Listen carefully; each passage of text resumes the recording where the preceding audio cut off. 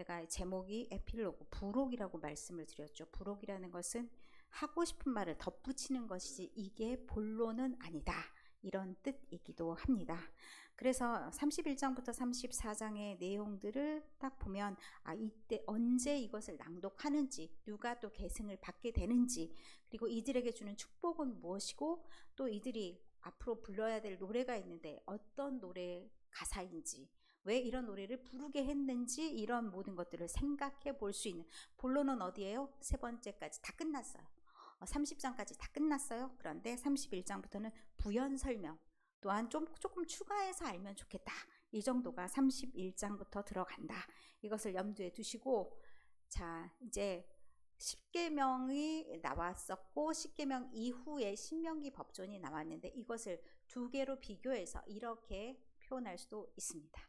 다른 신을 두지 말라 하는 것들이 전체적으로 6장에서 11장으로 이렇게 펼쳐져 있고, 이렇게 비교해서 볼 수도 있다. 그래서 신명기를 보실 때 여기는 아마 이런 내용이 들어가 있는데 십계명의 어떤 부분이랑 관련이 있는 것 같다, 이거를 생각하면서 주제를 찾으시면 조금 더 이해하기가 훨씬 편합니다. 물론 법조문이라는 게 딱딱 떨어지진 않잖아요. 중간중간에 보면 웬 쓰잘데기 없는 내용들도 많은 것 같다, 이런 느낌들도 있죠. 구체적인 사안에 관련된 내용들도 있긴 합니다. 그런데 굵직하게 정리하면 이렇게 정리해 볼 수 있다라는 것을 머릿속에 넣고 좀 보시면 훨씬 더 성경을 이해하는 데 편하시다, 이 정도를 말씀드리고, 그럼 오늘 31장부터 34장의 내용을 한번 들어가 보도록 하겠습니다. 31장에 이제 여호수아가 그 위에 바톤을 이어받게 되죠. 그러면 우리가 알고 있듯이 신명기 다음이 어떤 말씀입니까? 여호수아죠. 여호수아가 6번째 책인데, 여호수아가 모세의 뒤를 이어서 어떤 일을 하게 되는지, 그래서 약간 맛배기를 보이는 겁니다. 여호수아가 주로 하는 일은 뭐겠어요? 7절에 답이 있습니다. 여호수아가 주로 무슨 일을 하게 될지 뭐라고 나와 있나요? 땅하고 관련됐다. 강하고 담대하라. 일단 뭐를 해야 되냐? 전쟁을 해야 되니까. 그리고 조상에게 주리라고 맹세하신 땅을 차지하게 된다. 그래서 여호수아가 맡은 역할은 이런 것. 그럼 여호수아 내용은 전쟁사겠구나. 그리고 땅하고 관련된 기업을 얻게 되는 내용, 누가 어느 땅을 차지하게 되는 내용, 어느 족속과 싸웠는지 이런 걸 알 수 있는 내용이겠구나. 요즘 우리가 수요일날 여호수아를 하죠. 그러면 여러 족속이 나오죠. 발음도 어려운 나라들 나오죠. 그리고 그 나라들과 어떤 싸움을 했는지, 그리고 하나님께서 어떻게 도와주셨는지가 나옵니다. 이게 다 지금 31장에 나온 내용들이 여호수아가 그러한 일들을 경험하게 되겠구나 라는 것을 알 수가 있습니다. 그런데 31장 2절에 보니까 모세 나이가 몇 살이라고 나오나요? 120세. 여러분은 여러분 스스로가, 우리 권사님들은 몇 살까지 살 것 같으십니까? 자, 나는 100살은 살 수 있을 것 같다. 왜요? 100살은 너무 적게 잡은 거네요. 죄송합니다. 모세도 120살 살았는데 나는 그보다는 더 살지, 이런 마음이십니까? 어쨌든 요즘 그 시대를 100 플러스 알파 시대라고 한답니다. 100살, 그 이후 100살까지가 아니라 100살에다가 얼마나 더 살지 몰라, 이런 세대를 우리가 살고 있습니다. 그러니까 이제 연배에 따라서 약간씩은 다르죠. 왜냐하면 이제 그 전에 살아왔던 이제 연배가 힘든 그 일들을 많이 겪으셨어요. 수명에도 연관이 있죠. 우리 장경식 권사님 95세시더라고요. 수명에 연관이 있습니다. 그러면 그럼에도 불구하고 참정까지 하셨는데 건강하게 누리신 편인데, 대부분 많은 일들을 겪으면 몸에도 흔적이 나타난다고 얘기합니다. 평안하게 건강하게 살면 더 길게 살겠죠. 몸에 아픔이 많아요? 쉽지 않겠죠. 근데 모세가 어떤 삶을 살았다라고 얘기하냐면, 모세는 나중에 죽을 때 34장에 기록이 되어 있습니다. 어떻게 죽었다라고 얘기하냐면, 눈이 흐리지 아니하였고 기력이 쇠하지 아니하였다. 자기 일 자기가 다 했잖아요. 끝까지. 복 받은 거죠. 그럴 수 있는 사람이 사실은 손에 꼽아요. 다리도 힘이 없어지고 손도 부들부들 떨리고 글씨를 쓰려고 해도 글씨도 잘 안 써지고 눈도 침침해지고 귀도 안 들려. 이런 모든 것을 다 경험하고 길게 사는 게 좋은 게 아니라 내가 할 일을 다 하면서 이렇게 할 수 있으면 복이죠. 100세가 넘었는데 밭일 하신다. 가끔 텔레비전 나오잖아요. 이런 분들은 복 받은 분들이에요. 우리는 대부분 다 어떻게 되냐? 그 전에 다 망가졌어. 그래서 그냥 아픈 상태로 길게 가는 경우도 많이 있어요. 병원 힘으로, 약의 힘으로. 행복합니까? 안 행복해. 그래서 우리는 건강을 유지하기 위해서도 많이 노력을 해야 돼요. 하나님이 우리를 온전하게 만들어 주셨으니 그 몸을 유지하는 거에서 힘을 써야 되는데 요즘에 그런 말 하더라고요. 막아라, 공부해라, 나가라, 만나라. 4가지 비법이 있대요. 근데 여러분 이제 연식이 좀 다들 있으시잖아요. 그러니까 막아라라는 것은 내 몸을 건강하게 바이러스나 병으로부터 좀 막을 필요가 있다. 아프지 않게 사는 게 장땡이잖아요. 그래서 운동도 좀 하고 몸에 좋다는 것도 좀 먹고 음식 너무 많이, 저도 이런 말 할 처지는 아니지만 음식 너무 가리지 마세요. 몸에 좋은 단백질도 많이 드세요. 그래서 건강을 유지하는 것이 중요하다. 오래 사는 거가 중요한 게 아니라 건강하게 사는 것. 공부해라. 여러분 공부 좋아하실지 모르겠는데 이 의미가 막 앉아서 이제부터 공부해볼까? 이런 의미가 아니라 하루에 10분이라도 책을 읽어서 누군가 말할 수 있는 것이 필요하다라고 얘기합니다.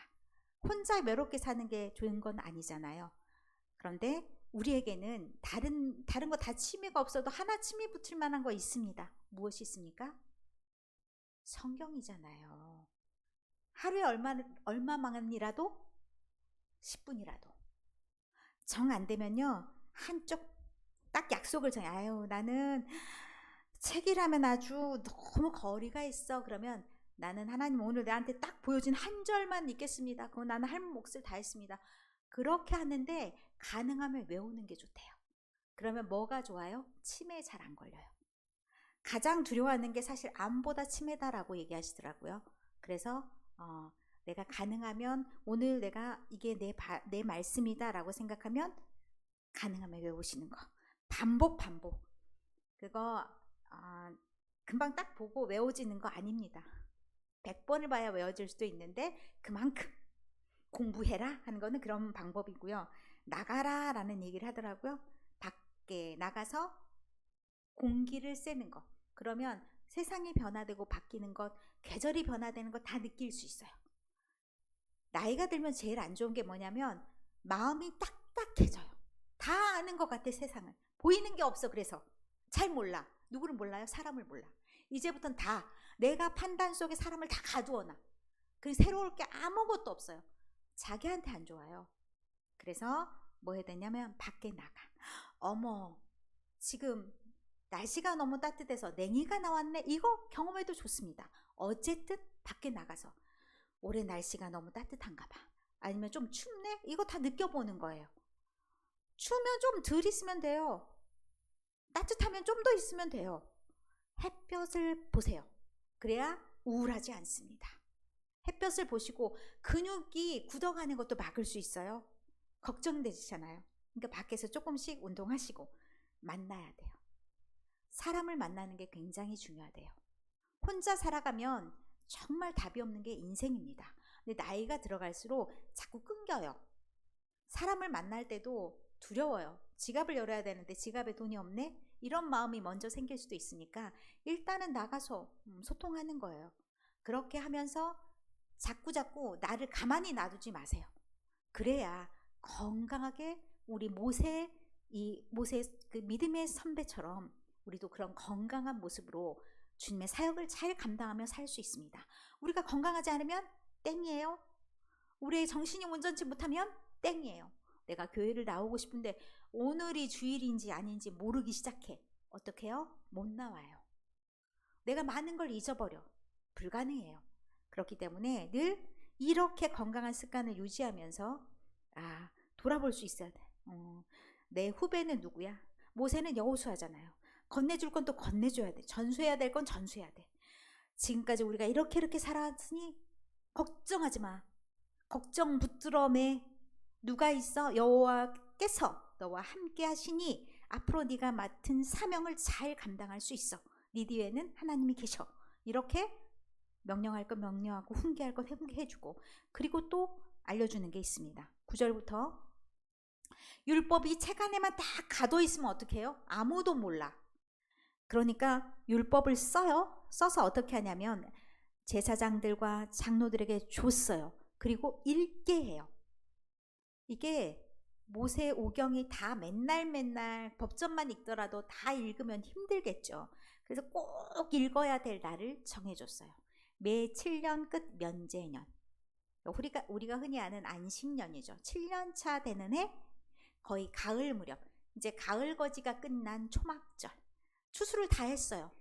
이제부터 놀아봐? 이게 아니라 우리가 지금까지 우리를 위해서 힘쓰고 애썼습니다. 그런데 이 모든 것이 하나님께로부터 나온 것임을 잊지 않겠습니다. 말씀으로 돌아가는 의미가 있는 거예요. 시간이 있을 때마다 무엇을 보라는 거예요? 말씀을 보라는 거예요. 내가 말씀 안에 있는 건지를 점검하는 거고, 내가 이 말씀대로 살겠습니다, 이런 다짐이기도 합니다. 율법을 낭독해요. 근데 여기에 대단한 말씀이 있습니다. 온 이스라엘만 아니라 거류하는 타국인까지도 말씀을 들어야 된다 말합니다. 기왕에 우리랑 같이 살기로 했어요. 그럼 어떻게 해요? 그들도 똑같이 살아야 되는 거예요. 그냥 이상한 사람들이 들어왔어. 자기 마음대로 살아. 그러면 그게 전염성이 있어요. 다른 사람들에게도 전달이 돼. 이스라엘 사람들도 믿음이 좋은 사람도 있지만 안 좋은 사람도 있잖아요. 따라가. 그러니 그들도 똑같이, 그거는 그 사람들에겐 대단한 은혜예요. 왜냐하면 하나님의 백성으로 인정해 준다는 뜻이거든요. 그래서 그 법을 지켜서 같이 살아갈 수 있도록 공동체로 묶어주셨어요. 원래 선택받은 사람이든 나중에 곁다리로 들어왔든 중요하지 않아요. 그런데 하나님의 법 안에 있어 그 법을 지키고 살아가도록 하는 것, 이것은 모두가 지켜야 되는 것으로 정해줬어요. 그리고 이제 회막으로 가게 됩니다. 14절 이하에 회막에 서서 어떤 얘기를 해주시냐면, 지금까지 너희가 나랑 같이 더불어서 살았다. 그런데 너희는 언제든지 이방으로 갈 수 있는 그런 일들, 그런 사람들이다. 그러다가는 너희가 환난을 당하게 돼. 그런데 이것을 그냥 이렇게 놔두면 잊어버리기 쉬우니 기록을 해놨는데, 어떻게 기록하냐? 가장 사람들이 잘 기억하는 게 뭐예요? 노래예요. 여러분들도 이제 주변에 있는 어르신들이나 이제 치매에 있으시더라도 찬양 기억해요. 그 찬양을 기억한다는 게 되게 놀라운 거라서, 이 모세의 노래가 32장의 모세의 노래가 이것과 연결되는 거예요. 가르쳐서 지키게 해. 그런데 하나님이 지금까지 도우셨던 것도 기억해야지. 그런데 그런 복을 차버리고 나가는 그런 행위들도, 그리고 그랬을 때 그들이 경험하는 일들도 다 기록해. 그렇게 해서 노래를 불러서 그들 또한 그 노래에 익숙하도록 만들어.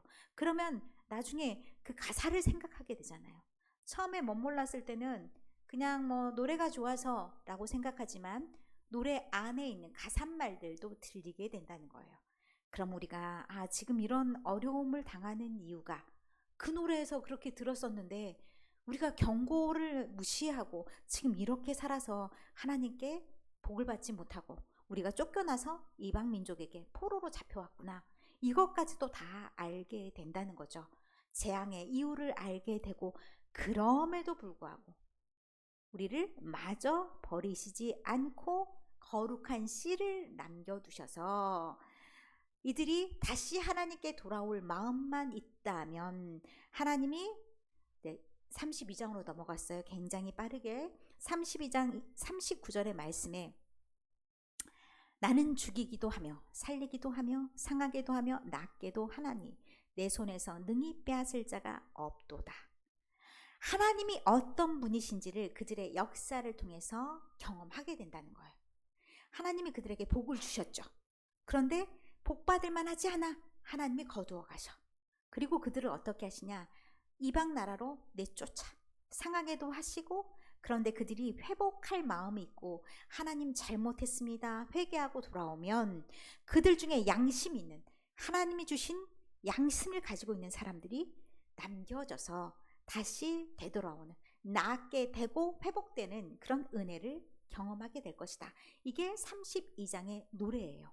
그 노래를 모든 백성에게 다 읽히게 해라. 그래서 그 백성들도 이 말씀 안에 있게 해라. 그리고 가서 이제 너희들이 그 땅에 머무를 때 지금 있는 사람들에게만 이 말을 하면 안 된다. 자손 대대로 율법을 가르치고 그 노래를 가르치고, 그래서 그들도 말씀 안에서 살도록 하는 것, 그것이 하나님이 원하시고 바라는 것이다. 그리고 이제 48절 이하에는 너도 죽어 라는 말이에요. 모세에게 너의 형이 갔듯이 너도 이 땅의 삶을 마무리하게 될 거다. 네가 힘쓰고 애써서 여기까지 왔으나 너는 가나안 땅에 들어가지 못한다 라는 말씀을 주시는 겁니다. 그러면 기분 나쁠 법도 한데 모세는 33장의 말씀에 보면 이스라엘을 지파별로 축복하는 것을 보게 됩니다. 아마 나중에 보실 때 창세기 아브라함의 축복이 아니에요. 야곱의 축복이죠. 야곱의 축복과 비교해서 보시면 도움이 될 것 같습니다. 그래서 이 각 지파별로 어떤 축복을 받게 되는지가 33장의 말씀이고요. 그리고 34장에 이제 모세가 모압 평지에서 느보산에 올라가서 비스가 산 꼭대기에 이르렀고 모든 이스라엘의 땅이 차지할 땅들을 보고 거기에서 죽게 되는 내용이 34장에 들어갑니다. 그리고 모세가 눈의 아들 여호수아에게 안수합니다. 안수라는 것은 자기의 직분이나 고난을 그들에게 위임한다라는 뜻도 있죠. 그래서 지금도 안수를 하는 사람들이 있어요. 목사나 장로들에게는 안수를 합니다. 그 직분을 맡은 것이 하나님께서 내려주신 것임을 내 손을 통해 전달한다. 그런 의미가 있거든요. 그래서 모세가 여호수아에게 안수했더니 지혜의 영이 충만했다. 그 역할을, 그가 가지고 있는 직분을 감당할 만하더라. 이게 이제 34장 9절의 말씀입니다. 그래서 이스라엘 모든 사람들이 어떻게 됐냐면 모세가 이제부터는 여호수아를 따라 나는 나의 할 일을 다 했으니 하나님께로 돌아가겠다. 이제는 여호수아에게 너희가 순종하는 것이 하나님의 말씀을 따르는 것이다 하고 알려주는 내용까지가 34장 9절부터 12절까지의 말씀입니다. 그런데 이제 평가까지도 들어가요. 모세가 얼마나 훌륭한 사람이었는지 얘기하는데 이스라엘에는 모세와 같은 선지자가 없었다. 가장 큰 차이가 뭐냐면 모세는 직접 하나님을 대면하며 알았던 자다. 그런데 그 이후에 어떤 자도 하나님을 직접 대면해서 안 자가 없다. 그리고 하나님의 대단한 기적과 이적을 대신 행했던 자이기도 하잖아요. 그런 의미에서 모세와 같은 선지자가 더 이상은 나타나지 않았다. 가장 큰 선지자다. 이런 평을 하고 있습니다. 오늘 31장부터 34장까지 어찌 보면 오경의 마무리이기도 합니다. 모세가 태어났을 때부터가 등장하는 게 출애굽기죠. 특별히 출애굽기부터 이제 34장 신명기 34장까지는 한 이야기로서 모세 일대기라고도 불려집니다. 그래서 한 이야기가 끝나고 이제 새 시대가 열리는 거죠. 여호수아의 시대. 새로운 시대는 새로운 부대 여호수아에게로 돌아갑니다.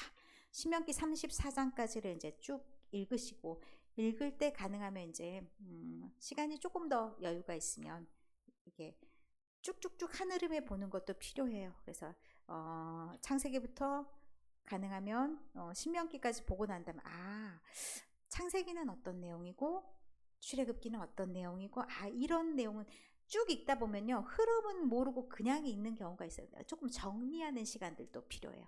이제 오경을 다 읽었으니까 창세기는 여러분이 생각할 때 어떤 책인 것 같습니까? 창세기에는 뭐가 적혀 있었나요? 창조와 관련된 내용이 있고요. 그리고 크게 뭐 다른 거 다 기억 안 나도 창조, 조상, 그게 기억이 나야 돼요. 조상들이 쭉쭉 나와서 아브라함, 이삭, 야곱, 요셉, 이런 흔히 족장이라고 합니다. 그런데 그냥 믿음의 선배들, 초창기 선배들이 나왔었다. 출애굽기는요, 애굽에서 징그럽게 고생했더라. 뭐 광야 애굽에서 생활했던 내용들이 출애굽기에 나오는데 거기에서 애굽에서 탈출한 이야기가 주류를 이루는 거죠. 구원사예요. 구원에 대한 이야기, 누구를 통해서? 모세를 통해서. 모세가 탄생하고 모세를 통해서 하나님께서 기적을 보이시고 그렇게 해서 출애굽했더라. 이게 출애굽기. 레위기는요, 특별히 하나님과 관계 맺는 내용들이에요. 하나님께 나아갈 때는 어떻게 해야 되는지, 하나님의 백성들은 어떻게 살아야 되는지, 거룩. 한마디로 말하면 주제는 거룩이라고 할 수 있습니다. 민수기는요, 여정이에요. 어떤 여정이냐면 출발부터 이렇게 사람들이 이제 계속해서 진군을 하는 거죠. 어떤 사람들이 중심에 서 있고 어떻게 나아가는지, 숫자는 몇 명이었는지, 그리고 거기에서 행렬 가운데서 무슨 일이 있었는지. 이게 민수기. 그 다음 신명기는 하나님의 법 위주로 다시 후손들에게 들려주는 이야기로 해서 정리해주는 하나님의 법, 정리해주는 이스라엘 역사라고 생각하면 됩니다. 경험담이기도 하면서 한편으로 역사에 대해서 평가가 같이 들어가는 것이 신명기다.